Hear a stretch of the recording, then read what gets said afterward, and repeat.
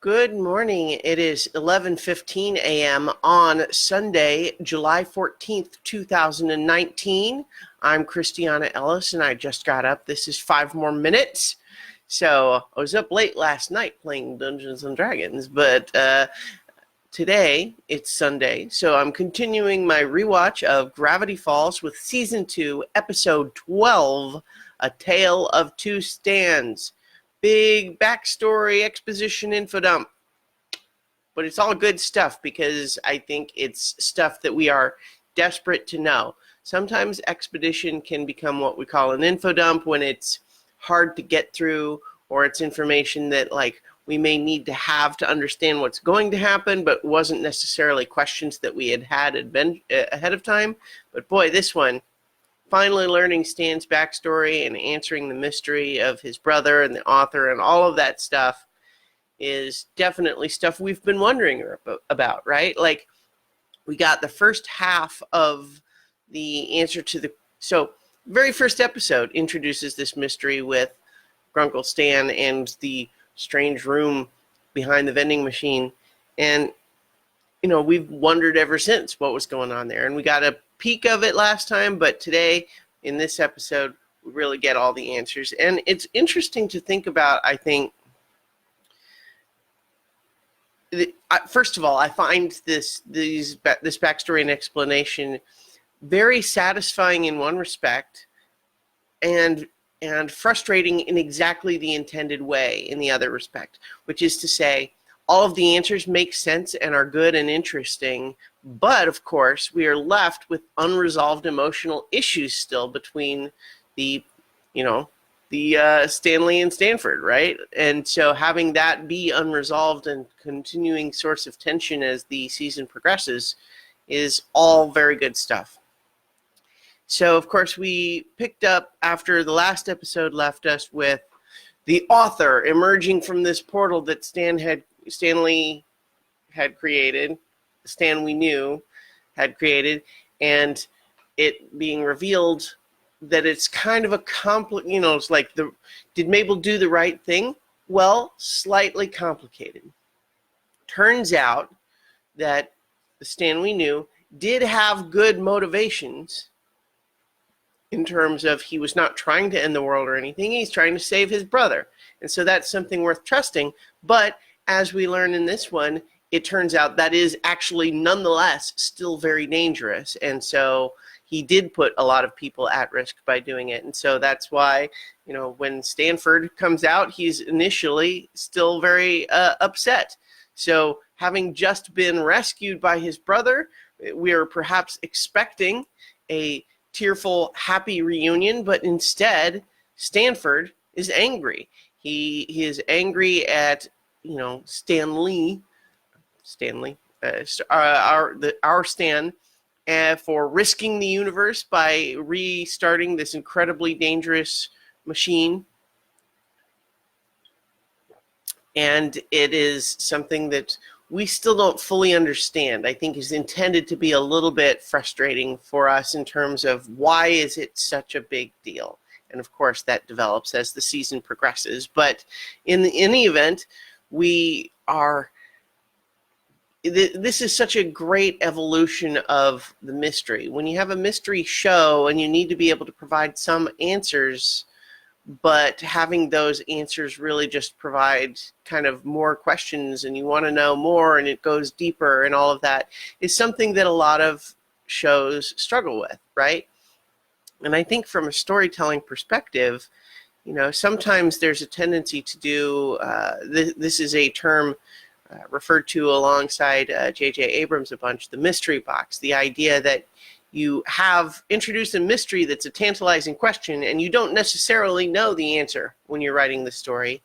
You're just teasing this mystery and then eventually you have to reveal it, but you reveal something else instead, and that sort of thing, as opposed to the idea where you know the truth all along. And I think the story in this cartoon is a little bit of a combination of both, because the creator, Alex Hirsch, has certainly said that he knew all along that the answer to what Stan was trying to do was to bring back his long-lost brother. But certainly details about this probably emerged organically from the storytelling.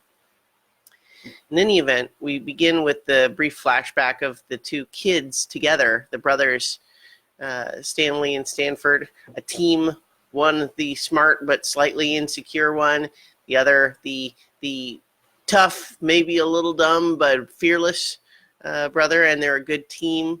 And then, of course, we are told the entire story, which is that they grew up always, thick as thieves, very close to one another, a good team, even if they never really got along with anybody else. But even though they had these grand plans, fixing up a boat called the Stand of War, which, as a bit of trivia, because there's tons of this stuff in this episode in particular, if you recall way back in the season 1 episode where the kids go fishing, Stan's boat in that one is named the Stand of War. And so that seems like an intended connection for sure. And this episode is filled with some of that stuff. The Gravity Falls wiki has listed them all, and I'm not going to read the whole list because there's so many, but I'll probably pick out a few. But in any event, they have these big plans, kid plans though. And I think once they start getting into school, we see coming the result before it arrives, but it's built to and then delivered very effectively, which is to say, although these two kids are a great team as kids, their various differences are likely to produce very different adult outcomes. Because, of course, Stanford, being super smart, genius level, attracts the attention of fancy college recruiters, whereas Stanley,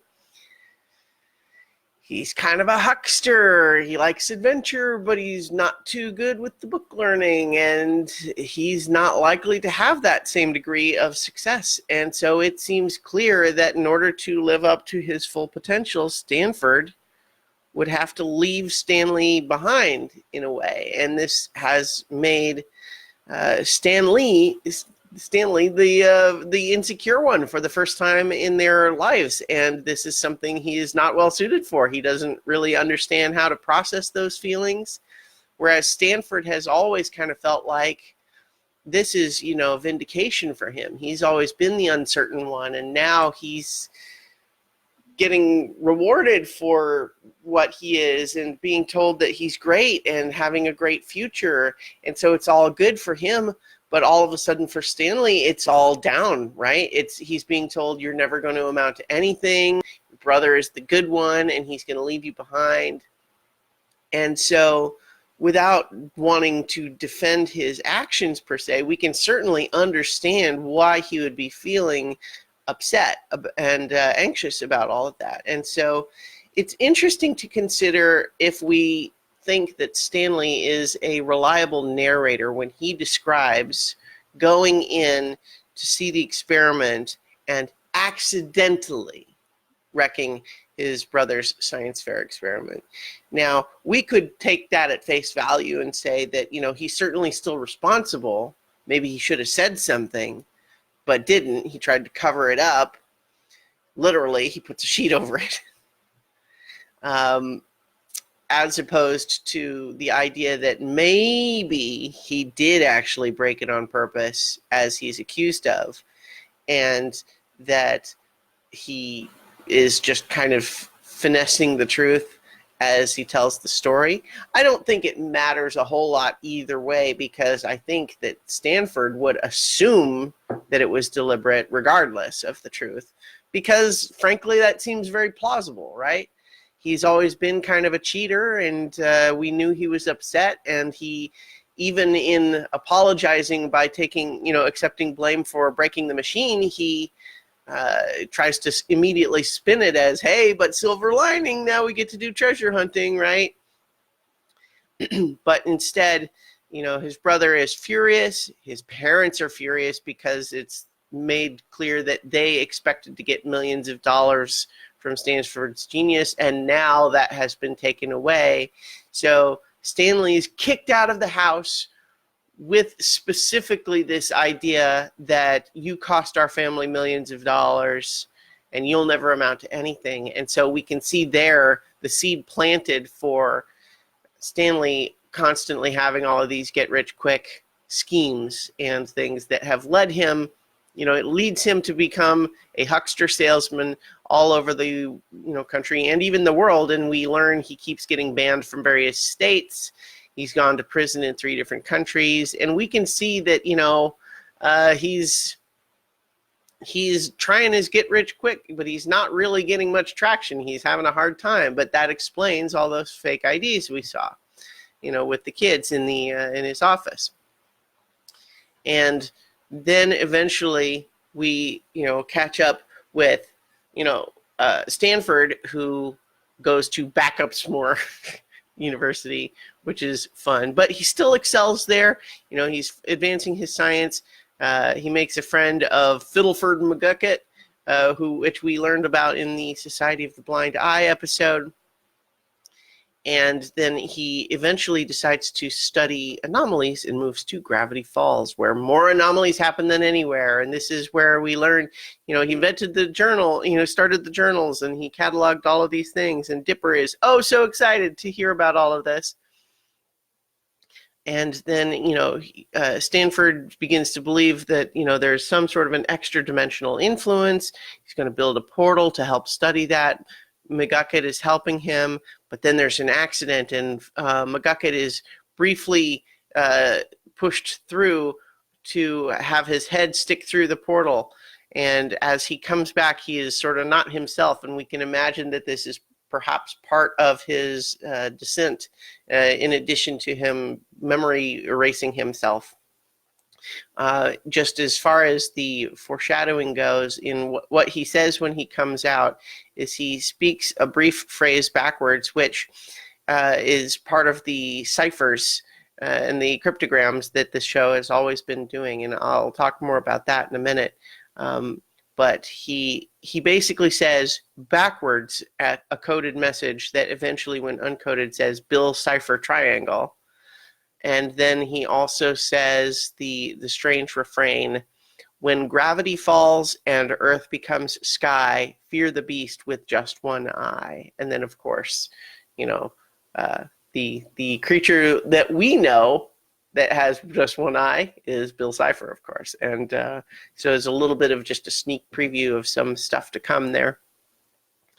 But of course, this is where McGucket starts thinking, this machine is too dangerous. I don't even want to remember that I had a part of it. And that's what leads him to do the memory erasing that we learned about previously. But here's where we have a little bit of a gap in time. Stanford is determined to keep going. We hear him hear some strange whispers, and he fears that he was beginning to lose his sanity. And the next time we see him, indeed, he seems to have had some problems in the meantime. And we're briefly led to believe that some things have transpired in the interim there, and we learn later that that is in fact the case. But in the meantime, he finally reaches out to Stanley to come to Gravity Falls. Stanley here is all hopeful for reconciliation, but it turns out all Stanford wants him to do is take the last journal and hide it far away. And Stanley is distraught. He had hoped for a reconciliation, but it turned out that the tension is still there. It was reaching out, but they just can't get past what happened before. They fight. Stan gets what we have always thought was a tattoo on his shoulder by burning his shoulder on a symbol, glowing symbol on the machine. And of course, Stanford is sucked through the portal as a result. And so Stan has worked ever since to try to get his brother back. And that's we learned. So the whole Mystery Shack thing is basically a way to try to earn a living so that he can keep the portal machine secret, so that he can keep working on it and hopefully bring his brother back. And it's this heartwarming dedication that yet, we see, just like that hoped for reconciliation before Stanford is lost in the portal is just like when Stanford is brought back, is that they want to reconcile with one another. They don't want to be angry with one another, but there's just too many real issues for them to just let that go and just be happy to see each other. They both want it, and yet the differences between them are real. And they're part of it we still don't fully understand. We don't fully understand just why the portal machine is so dangerous. And that obviously is driving a lot of Stanford's anger. But, even after the kids plus the two elder Pines brothers managed to get rid of the FBI by, adapting the memory eraser device, even after that, it seems briefly like Stanley and Stanford might have some sort of a reconciliation, but then Stanford basically says, you can stay for the summer to look after the kids, but then you need to leave, and we're going to stop doing this Mystery Shack stuff. And there's still no thank you at all for bringing him back. And they can't get past it. And it's heartbreaking, because on the one hand, we've gotten so many new answers now, but on the other hand, they still haven't resolved that tension, and it's such good writing, I think. And in the meantime, we have the kids, absorbing all of this information and not sure what's going to happen, but also Mabel in particular seems to have really responded to the tension between the siblings and reflecting on her own relationship with her brother, and she makes Dipper promise, that they'll never turn on each other. And he does, but Mabel still seems worried about it as they go to bed. And so we finish the episode with a lot of unresolved tension, and we get a nice little comic relief bit right at the end where Seuss is basically describing all of this to Wendy in a very Seuss way, which is to say rambly and confusing, but it's the middle of 3 a.m., middle of the night. It's great stuff. So we get very great, resolution to a lot of questions, but how things are going to progress from here is really interesting. And just why is this portal machine so dangerous? We don't know yet. And so we'll see. So as I mentioned, the wiki details a frankly ridiculous amount of continuity references to other episodes, and I'll just maybe read a few, but you can look up the list on your own. And for example, apparently on Glass Shard Beach, where the Stanley and Stanford grew up, there's a graffiti that says Blendon was here, referring to Blendon Blandon, the time traveler. Let's see. One bit from Seuss that was pretty great is when we're about to hear the story. He says, we want all these answers, and if it doesn't align precisely with my fanfics, I'm going to be very disappointed, which is obviously a nice meta reference to the audience for the show. But that's just good stuff, too. And then let's see. So I already mentioned that the name of Stan's rowboat in when he takes the kids fishing is the Stan War, and that's of course what the kids, Stanley and Stanford named their boat originally.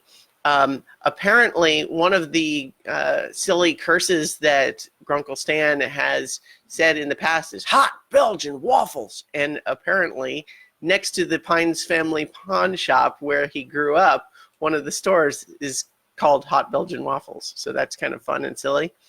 Let's see. The next to Stanford's perpetual motion machine is Stanley's project, which is Footbot 1000. And we may recall that in the Bottomless Pit episode, the brief, silly fantasy story that Grunkle Stan tells includes, I never could have done it without the help of my sidekick, Footbot. And then, of course, let's see. I'm skimming through here because it's there's just so many. We of course see the shapeshifter from the Into the Bunker episode being hatched from an egg. Schmebulok Senior being examined for the journals. A lot of the photographs in the show's opening sequence we see taken in this picture. It's great stuff.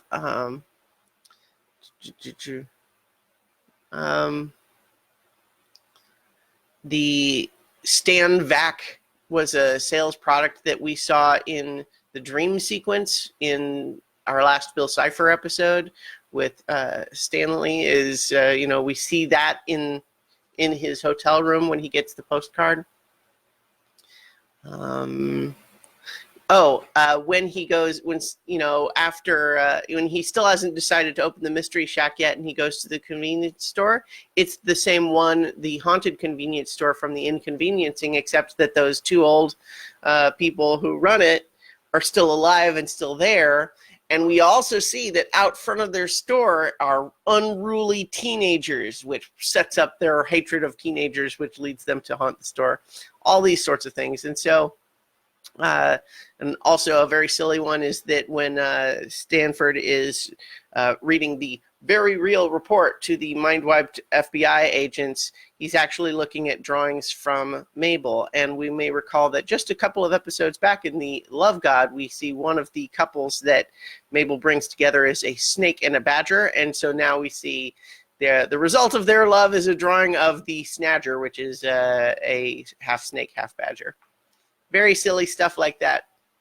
And so we will see how the story continues to progress. How will Stanley and Stanford be able to get past their history together?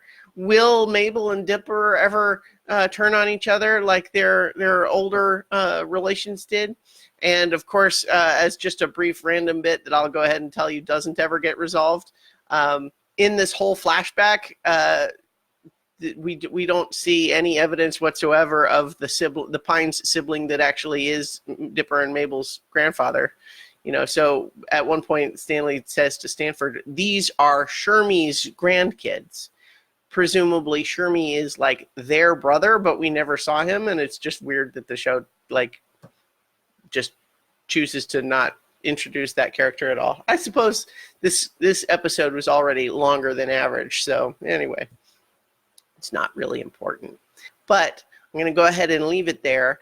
I will just kind of reiterate, too, that if you've been watching this along for the first time and you didn't realize all of these weird little coded messages that they show right at the end, like all of those are real codes that can be decoded. And I've not been describing just to say, oh, and the answer to this one is blank, because honestly, I think it's not very interesting to do it that way. But certainly the wiki does include all of that information, and I think it would have been really cool to be following that along and trying to solve those as the show was originally airing.